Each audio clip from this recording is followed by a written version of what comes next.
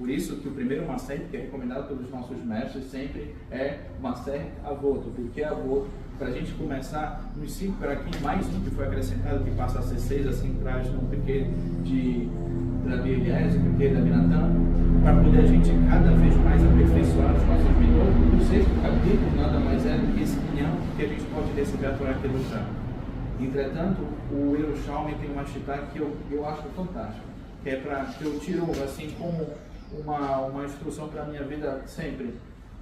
A Torá, assim como se uma mulher tiver dignidade, a Torá não se impurifica, não tem como se impurificar todo ser humano que busca a Torá, independente do nível onde ele esteja, assim traz a própria da Hastud de Breslov. Se a pessoa estiver onde ele estiver, se ele buscar a Torá purifica a pessoa.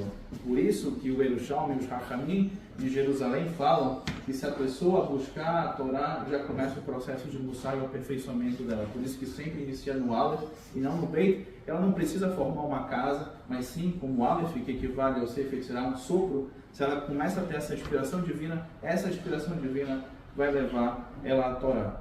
E também alguns outros adendos em relação ao Yerushalmi. O Yerushalmi não tem tanto pipul, e a gente vai ver o que é um pipul no final desse Maser, como por exemplo o Bavli. O Bavli, ele começa a destrinchar as várias possibilidades. O Yerushalmi, ele mais reto, como é o caminho de Jerusalém. Nós temos Alahá, Mishnah e Gemara. Zero. Quem já esteve em Israel sabe que é tudo muito tic-tac. Agora, fora de Israel, nós começamos a fazer uma percepção, começamos a buscar ter raiz, começamos a tentar acender essa chama para estar próximo de Israel, e por isso o Pipu que a gente encontra no Bavli.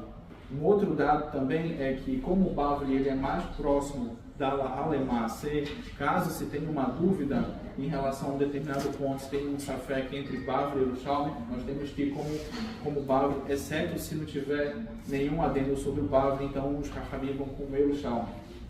Essa, inclusive, é a instrução do próprio Maran Ovadia Yosef Zeher Sadik Livraká.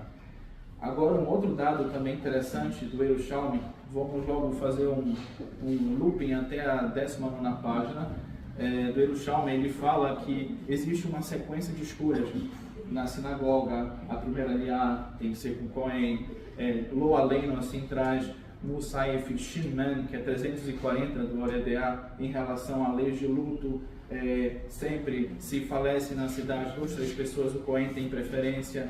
Da mesma forma, se tivermos uma pessoa que é Yashir, ou uma pessoa que não tem tantas posses, mas ele é um Kachan da Torá, ele tem prioridade porque ele carrega a Torá, e como a Torá é a Torá, ela tem que ter sempre prioridade. Da mesma forma, Lo Aleino, assim traz também na Alahot de Abelut, que se falece um dos nossos mestres, a gente sabe que a gente tem 7 pessoas que a gente pode assim lutar. Entretanto, existe um adendo, assim traz o Ramba, que se falecer o nosso mestre, a gente pode fazer até uma criá, porque ele é parte da gente, ele é como fosse o nosso próprio pai, nesse sentido. E assim como o Yerushalmi, ele começa a tentar entender qual é a percepção que é mais pertinente, se é o homem Ares ou aquele que tem conhecimento, nisso ele se conecta com o Bavli, que traz logo na sua última página do DAF, ele começa a discutir quem tem prioridade, quem pode ser conhecido como Raham. Na escolha de um Beidin, na escolha de uma Kehillah, na escolha de pessoas, quem pode ser um Raham, quem pode receber, tirar dúvidas em relação à vida, conselhos, Alahá.